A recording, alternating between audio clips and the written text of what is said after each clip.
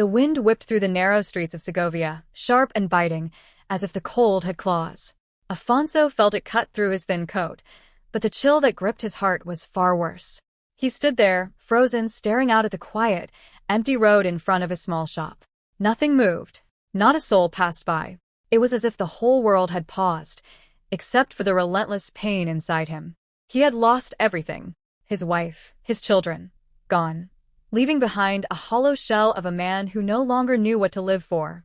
Each day felt like a blur, one indistinguishable from the next. And yet, somehow, today felt heavier, more suffocating. Afonso sank into his worn chair, staring blankly at the street beyond the window, but his mind was far away. The memories crept in, laughter that once filled these walls, the warmth of his wife's smile, the sound of his children running through the shop. All gone, like dust in the wind.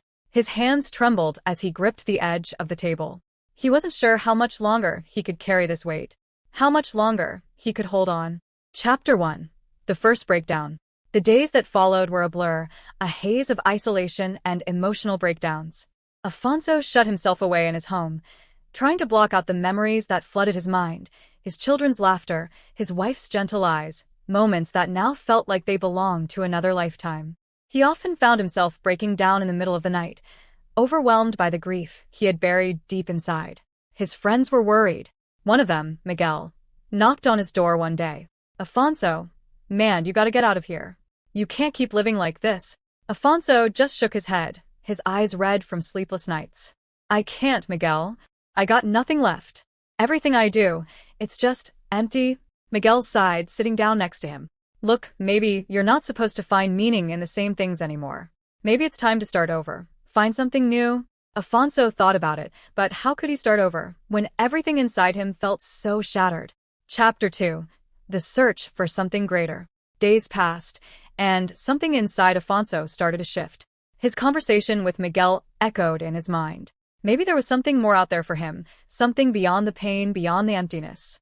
After much deliberation, he decided to sell his shop. It wasn't easy, but he knew he had to let go of the past if he ever wanted to move forward. Locking up the shop for the last time felt bittersweet. He walked through the streets of Segovia with a strange sense of finality, like he was closing a chapter of his life. But what came next? That question haunted him. It was during one of these walks that he came across a group of artisans working in the central square of Segovia. Men and women, busy shaping raw materials into beautiful works of art. Something about their work struck him. There was a kind of quiet focus, a simplicity that pulled him in. He stood there, watching. One of the artisans, an older man named Santiago, noticed him. "You look like you're interested," he said with a grin. "You want to give it a try?" Afonso hesitated. I've never been good with my hands." Santiago chuckled softly. "No one starts off good. You just gotta start somewhere. Come on, let me show you." Chapter 3. The First Steps in Creation. What started as curiosity quickly became something more. Afonso spent hours with Santiago, learning the basics of woodworking. At first, his hands were clumsy, and the wood didn't behave the way he wanted it to. He made more mistakes than he thought possible, but with time, it started to click. There was something almost therapeutic about it, the repetitive motion, the way the chisel met the wood, the feeling of creating something from nothing. Santiago wasn't just a teacher. He became a friend. They often worked in silence, but it was the kind of quiet that didn't need words. Afonso hadn't felt this kind of peace in years. "There's something about working with your hands," Santiago said one day. "It's like you're shaping more than just wood. You're shaping your own life, too. Sometimes it breaks, sometimes it doesn't come out like you hoped. But you can always try again."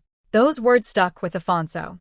Maybe, just maybe, his life could be reshaped, just like the wood he was carving. Chapter 4. The Inner Conflict. But even with his newfound sense of purpose, Afonso couldn't completely escape his past. The memories of his family still haunted him. Some days, he couldn't even bring himself to get out of bed.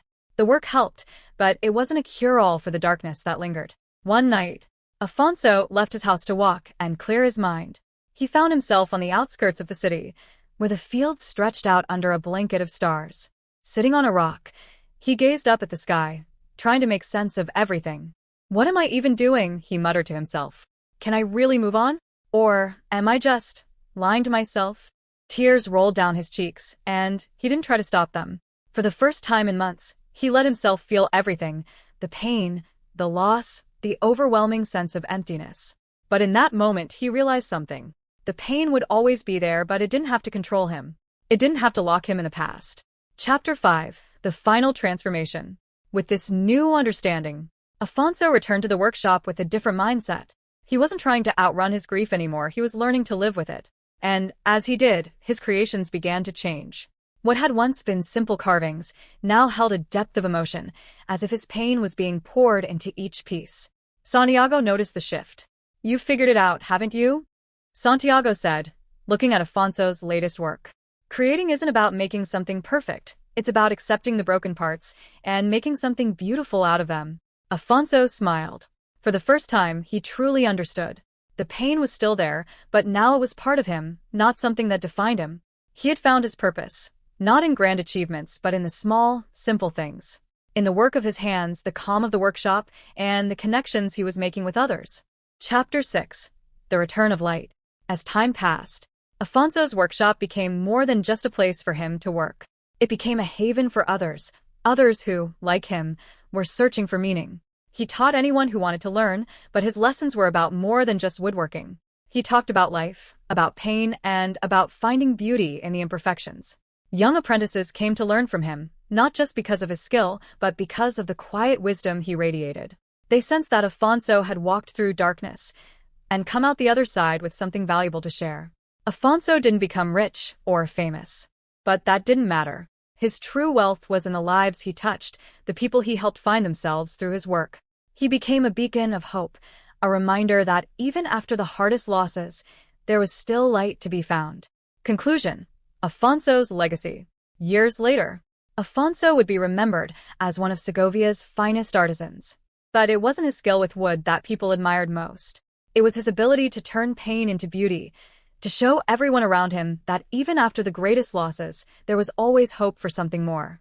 His students, just like he had learned from Santiago, would carry this lesson forward. And so, Afonso's legacy would live on, not just in the pieces he carved, but in the lives he shaped along the way.